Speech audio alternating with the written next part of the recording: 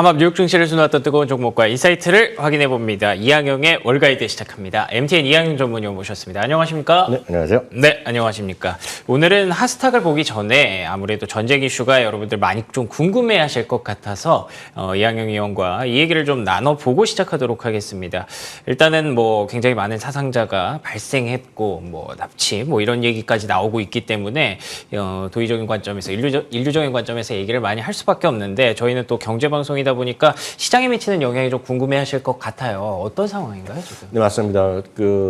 저희가 주말 동안에 이제 터진 뉴스 아니겠습니까? 결국 하마스에서 갑자기 기습으로 토요일 날 새벽이 되겠는데 이스라엘 시간으로 토요일 날 새벽에 이제 미사일을 수천 발을 쏘면서 그렇죠. 지금 양쪽에서 지금 월스트리트저널 지금 잠시 전에 보니까 양쪽에서 합으로 한 1,200명 정도의 지금 사망자가 나왔을 정도로 지금 심각한 상황이 이어지고 있고 그러면서 또 여러에서의 팔레스타인이나 그쪽의 사람들과 또 이스라엘 여러 쪽에서의 저희 전운이 감돌고 있다라는 거죠. 그래서 많은 분들이 우려가 많으셨던 걸로 알고 있고 그런 것 때문에 아마 우리나라 국내 시장, 미국 시장은 좀 열렸는데요.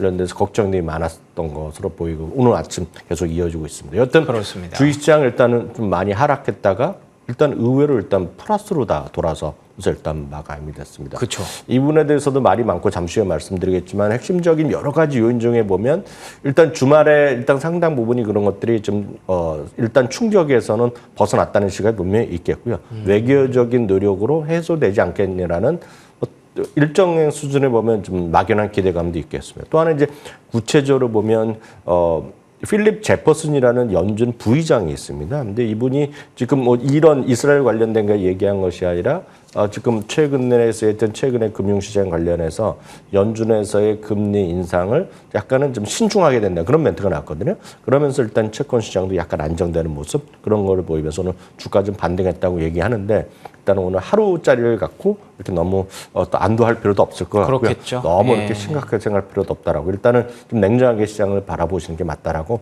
보고 일단 먼저 좀 말씀드리겠습니다. 네. 실제적으로 지금 시장 상황에서 간단히 말씀드리면 금융상품 시장에 영향이 어떤 것이 있었는지부터 보는 것이 먼저 우선이 될 것 같습니다. 10년물 금리는요, 조금 고점 대비 약간 내려가는 모습이었지만 오늘 4.8%를 다시 돌파하는 그런 모습을 보이면서 지금 4.77, 4.78 정도 일단 마감되는 모습이 되겠고요. 일정 수준 중동이라는 거 딱 하면 우리가 느끼시면 중동에서의 전운이 감돌고 전쟁이 나오고 뭐 사상자가 나오고 테러가 나오고 이렇게 되면 항상 유가가 움직이지 않습니까? 그래서 유가는 한 4% 정도 올라간 채 일단은 거래가 좀 계속되고 있다라고 보셔야 되겠습니다. 미국 달러는 조금 주가는 좀 반등하다가 미국 달러는 조금 상당히 약간은 조금 의외로 좀 안정된 모습을 보이고 있는데 그것은 그만큼 미국이 워낙 달러가 워낙 강했기 때문에 그다음 반적이항이라고 보셔야 되겠고요. 만약에 이런 전쟁이 계속되거나 이어지면 미국 달러도 지금 이렇게 약해지기 쉽지 않죠. 그렇죠. 지금 이스라엘 화폐 같은 경우에는 지금 완전 폭락하는 모습이 되겠고요. 이스라엘은 이미 일요일 날도 거래가 하고 있는 토요일 날 쉬고 일요일 날 거래하는데 그걸 알고 있는데 뭐 이스라엘 폭락했다는 거 많이 보실 것 같습니다. 금값 같은 경우는 또 전쟁이 나고 이렇게 되면 안전자산에 대한 선호가 있는 거, 뭐 이건 상식적으로 이해하실 것 같은데요. 네. 금값은 오늘 또 반등하면서 1,860포인트대로 일단은 오늘 또 올라갔다라고 일단 확인하실 수 있어 보입니다. 다음은 주식시장 측면이 되겠습니다. 오늘 주식시장은 말씀드렸다시피 3대 지수가 하락해서 다 플러스로 돌아서면서요. 이게 많은 분들이 의외인데요. 11개 섹터가 다 올라갔습니다. 근데 11개 섹터가 다 올라갔는데 우리가 좀 주목할 것은 에너지와 산업재입니다.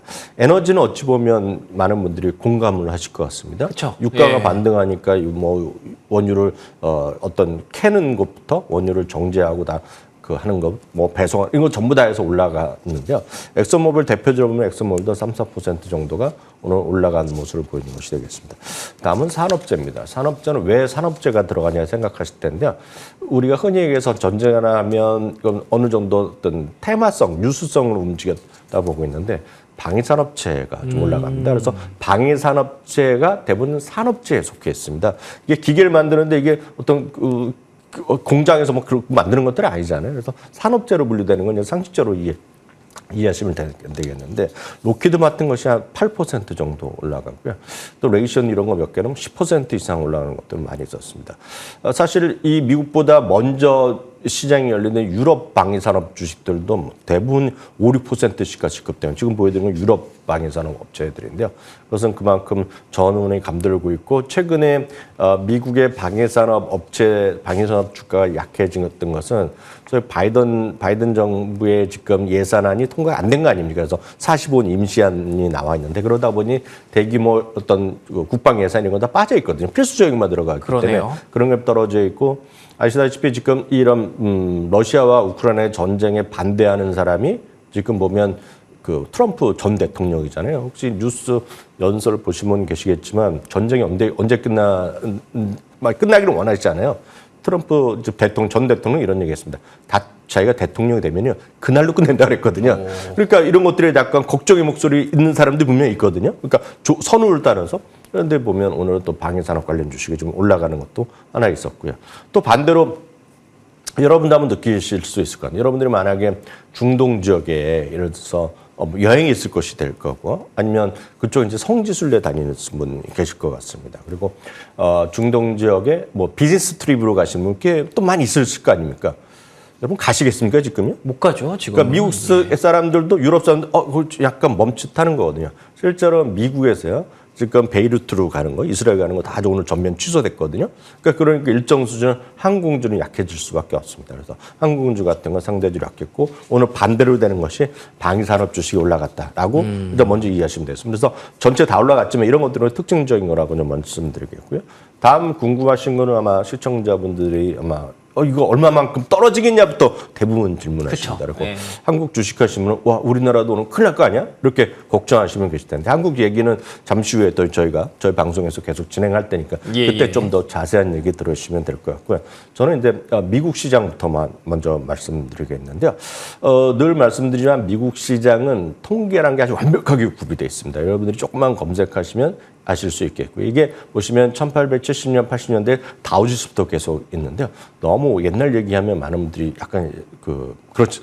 신뢰성도 떨어졌어요. 그렇기 때문에 대부분의 전쟁하면 2차 세계대전부터 나옵니다. 그래서 지금 이 그림은 다 작게 보이지만 그냥 그런 게 있다라고만 생각하시면 역사적 사건들인 거죠. 이게 언제부터냐면 제일 처음에 1940년에 독일이 이제 프랑스에 침공하면서 2차 세계대전이 확전한 거 그때부터 있겠고요. 그 마지막이 언제입니까? 작년 2월 20일인가요? 2월 24일이네 정확히 그러네요. 보면 러시아의 우크라이나에 대한 그런 침략이죠. 그때까지가 모든 소위 그 전쟁, 지정학적 위협에 그 전쟁 발발한 후에 1개월 후, 3개월 후, 6개월 후, 12개월 후에 주가를 보인 거가 되겠습니다. 그래서 그건 통계란 게 딱 있다라고 보셔야 되겠는데요.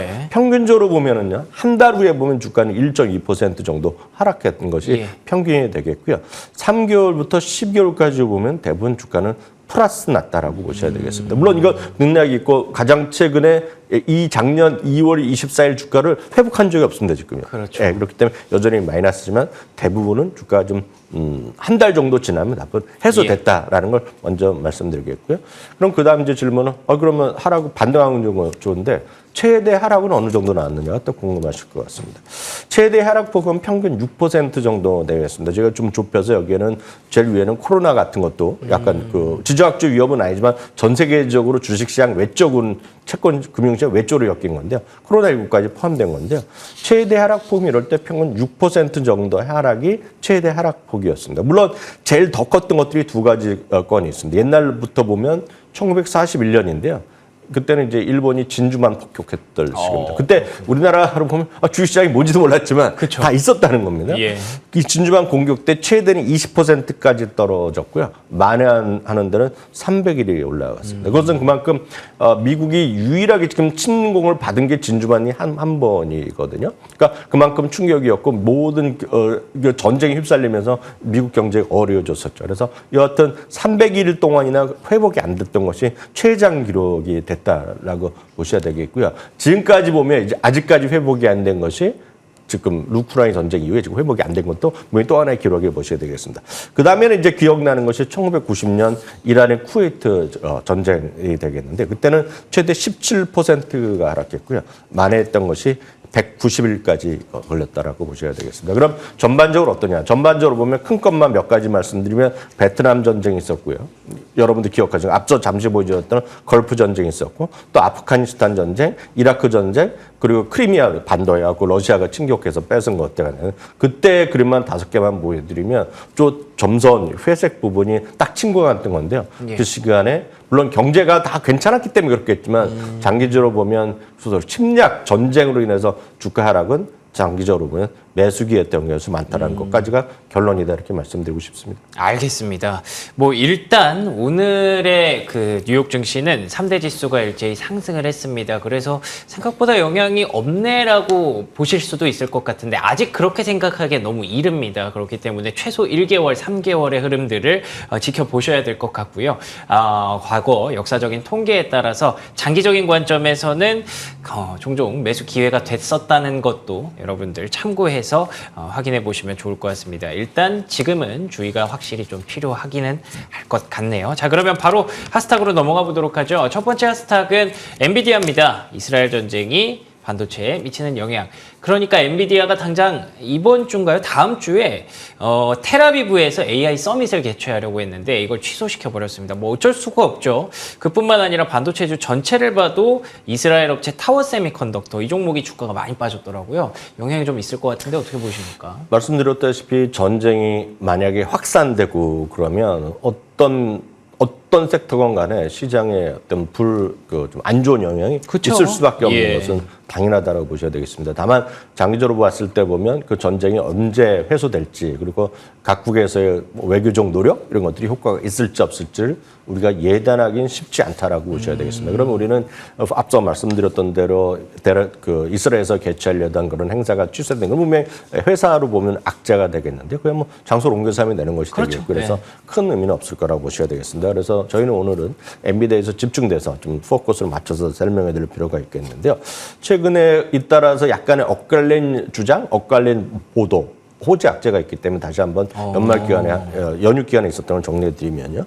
에버코어는 3분기 실적 시즌의 탑픽은 지금 엔비디아라고 보고 있습니다. 왜냐하면 최근 2분기 연속으로 실적 시즌 직전에 월가 애널리스트 의견을 많이 올려놨고요. 실제로 회사는 그거를 아는 듯이 그냥 엄청난 실적을 발표했고 가이던스를 급상향하면서 지금 올해 주가는 200% 올라면서 S&P 500에서 제일 많이 올라간 주식에 분명히 엔비디아가 분명히 있다라고 보셔야 되겠습니다.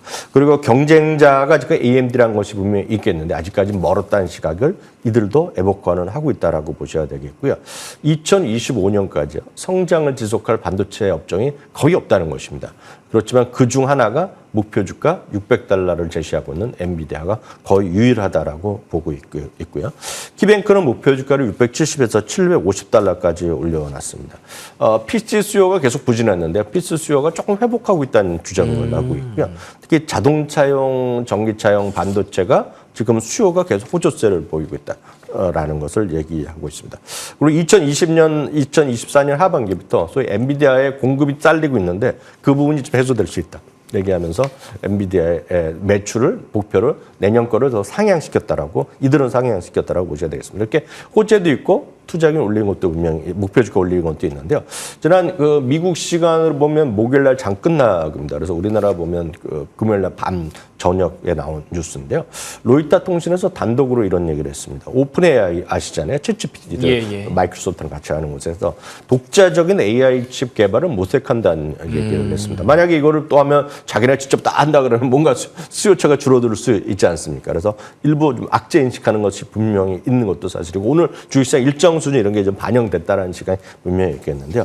그렇지만 시티그룹의 얘기는 그럼에도 불구하고 이게 아주 실효 확정된 건 아니고 물론 언론사에서 지금 오픈 AI한테 지금 질문했더니 노코멘트를 하고 있습니다. 그래서 로이터 통신에서 단독을 했으니까 뭐 없는 얘기를 한 건 아니겠죠. 그런 사실성이 있는데요. 여하튼 그럼에도 불구하고 향후 2, 3년 동안에 인공지능 고성능 소위 GPU 시장의 점유율은 90% 이상일 것이다. 그래서 압도적인 지위는 유지할 거라는 얘기를 하고 있습니다. 다음은 시장 전반적인 것과 같이 말씀드리겠는데요. 지금 보면 아시다시피 금리는 계속 올라가고 여러 가지 불확실성이 있는데요. 그럴 때 지금 엔비디아를 비롯한 소위 빅7, 매그니피션트 7의 어떤 위치는 더욱더 공고해 줄 수밖에 없다는 얘기하고 있습니다. 왜냐하면 금리가 이렇게 올라가는 와중에 결국 현금이 부자, 그러니까 현금 부자 아니면 공급 쪽에서 완벽한 공급자 우위를 갖고 있는 쪽은 지금 엔비디아가 물건만 주겠다면 다 받아가겠다는 사람들이 넘쳐나는 시장에서 이들이 오히려 안전한 투자처가 될 수 있다는 그런 주장도 있다는 걸 참고하시면 되겠고요. 실제로 엔비디아와 소위 엔비디아가 S&P 500을 상당히 아웃퍼폼하는 것은 지금 이게 그림이 위에가 지금 1년짜리인데요. 위에가 엔비디아고 아래가 S&P 500이거든요. 아래 거는 그림 그려지지도 않지 않습니까? 지금 그만큼 엔비디아의 압도적인 시장의 지위를 보셔야 되겠고요. 그리고 우리가 늘 알 수 있는 것은 결국은 목표 주가나 투자 의견인데요. 목표 주가는 나왔다면 올리는 그런 분위기. 그러네요. 이번에 이제 아시다시피 엔비디아는 다른 것보다 상당히 늦게 실적을 발표하는데요. 이번에도 아마 실적 발표하기 전에 미리 목표 주가 올리는 사람들이 꽤 나올 가능성이 있다. 여전히 엔비디아는 좋은 회사임에 틀림없겠다 이렇게 이해하시면 되겠습니다. 알겠습니다. 자, 두 번째 하스탁으로 바로 넘어가 보도록 할게요. 두 번째 하스탁은 페덱스입니다. 페덱스는 다르다. 전쟁 이슈를 걷어내고 보면 우리가 항상 고금리 우려했었고요. 그에 따라서 경기 둔화 우려를 계속 가져가고 있었는데 페덱스는 또 다를 수 있다라는 의견이 나오더라고요. 네, 맞습니다. 페덱스 같은 경우는 여러 가지 이슈가 있었습니다. 근데 가장 우리가 쉽게 이해하실 수 있는 것은 이 페덱스가 됐건 UPS가 됐건 이런 배송업체들의 큰 흐름을 보면 이들이 소위 팬데믹 때 엄청나게 실적 도와줘가지고 주가도 올라갔습니다. 그랬죠. 왜냐하면 많은 분들이 느끼시겠지만 우리나라도 마찬가지 아닙니까? 우리나라도 결국 직접 가서 사는 사람보다는 결국은 다 배송을 시킨 거 아닙니까? 그러죠. 그래서 우리나라에서 그 당시에 가장 컸던 거가 제가 봤을 땐 회사는 두 개 아니겠습니까? 쿠팡과 마켓컬리 아니겠습니까? 요즘 보면 웬만한 쿠팡, 마켓컬리 뭐 다 쓰시지 않습니까? 맞아요. 쿠팡 다 쓰시고. 그런 거랑 같이 흐름 보면 미국도 마찬가지인데 일단 팬데믹이 이제 끝나고 일상적으로 간다면 사람들이 다시 이제 외출하기 시작한 거죠. 직접 가서 사면서 그들의 어떤 모멘텀이 약간 꺾인 거죠. 실적으로 꺾였다는 것이 아니라 그런 모멘텀 자체가 꺾였다라고 보셔야 되겠는데요. 근데 흥미로운 것은요. 다시 이커머스의 비중이 늘어나고 있다는 겁니다. 그래서 이거는 그림 하나만 표 하나만 바로 보시면 좋을 것 같은데요. 미국 유통업종 내에서요. 이커머스의 비중을 한번 제가 확인 드리겠는데요. 이게 2019년까지 해서 겨우 이제 10%대를 넘어섰습니다. 그래서 미국은 우리나라보다 상당히 이런 배송이나 이런 것들이 상당히 늦었던 회사인데요. 2020년에 이게 16%를 급등합니다. 그러네요. 이것은 어찌 보면 다들 이해하실 것 같습니다. 충분히, 말씀드렸다시피 배송을 시키고 직접 갈 수 없는 환경이 됐는데요. 그런데 다시 이제 2021년에 다시 줄어들었었거든요. 줄어들었다가 작년부터 다시 늘어나기 시작합니다. 그래서 일단 갈 건 다 갔고 사람들 갈 건 다 갔고 이제 다시 정상적으로 이커머스의 비중이 늘어납니다. 이커머스 비중은 이제 다시 모바일이나 온라인을 주문하는 비중이 늘어나는 어떤 시대적 큰 트렌드에 다시 쫓아가는 그런 의미라고 보시면은 약간 작년에 상당히 어려웠던 게 주가 흐름이 되겠는데요. 페덱스 같은 경우 이런 것들도 실적은 당연히 우상향하는 쪽으로 일단 이해하시면 되겠습니다. 관련해서 월가에서는 HSBC가 신규 커버리지를 하면서 지금 $330로 올려놨고요. 예. 대부분의 지금 증권사가 목표 주가가 앞서 엔비디아만큼은 아니지만 이것도 역시 목표 주가를 올리고 투자를 올리는 것이 꽤 나오고 있다라고 보셔야 되겠습니다. 그룹포커스닷컴이라는 곳에서도 자체적인 기준으로 인해서 적정 주가나 이런 것들을 판단하고 있는데요. 자체적인 적정 주가 그런 수준, 딱 비슷한 수준이 되겠는데요. 현재 주가 수준이면 적정하다 할 수 있지만 단기적인 어떤 주가의 급등락보다는 장기적인 추세를 좀 이해하시고 그런 어떤 회사의 분위기를 이해하신다 그러면 저는 뭐 페덱스 같은 것도 한번 해볼 만한 주시다 이렇게 말씀드리고 싶습니다. 알겠습니다. 자, 그러면 마지막 하스탁 간단하게 한번 볼까요? 엘프뷰티인데요. 지금의 매수의 타이밍이다라는 제프리스에서 나온 의견이 있었습니다. 어떻게 보셨습니까? 네, 엘프는 작년부터 금년 초까지 그냥 화장품 업계에서 거의 유일하게 고공행진을 하던 것들이었는데 그렇죠. 너무 많이 오르다 보니까 주가는 그동안 좀 약간 쉬었다라고 보셔야 되겠습니다. 다만 최근에 좀 주가 조정 이후에 제프리스 증권에서 중립에서 매수를 올려놨고요. 대중이 좋아하는 제품을 창출하는 능력에선 최고라고 얘기를 하고 있고요. 지금 얘기하면 10대나 20대 MZ세대에서 탑픽으로 계속 뽑히고 있습니다. 가장 선호하는 브랜드라고 저희도 여러 번 소개해드렸는데요. 딱 보시면 이걸 살 수 있는 곳이 웬만한 우리 유통망에 가면 다 있는 겁니다. 특히 해서 우리나라로 보면 올리브영 같은 곳이 되겠는데 그보다 훨씬 더 자기네 화장품 위주로 하는 건데 그 화장품을 모든 매장에 다 웬만한 매장에 다 있다는 측면 그런 관점이고 10분기 연속으로 깜짝 실적을 냈다는 것만 자체로 보더라도 흥미로운 회사임에 틀림이 없겠습니다. 알겠습니다. 오늘은 세 가지 종목 엔비디아, 엘프뷰티 그리고 페덱스까지 계속해서 좀 지켜봐야 할 그런 종목 특히나 3분기 실적 시즌 앞두고 있기 때문에 이 부분들 참고해서 보시면 좋을 것 같습니다. 지금까지 이항용 MTN 전문위원과 함께했습니다. 오늘도 좋은 말씀 고맙습니다. 네, 화요일 굿모닝 글로벌 순서 저희는 여기서 마무리하겠습니다. 이어지는 출발 성공 투자 역시 MTN 머니투데이 방송과 계속해서 함께해 주시기 바랍니다. 시청해 주신 여러분 고맙습니다.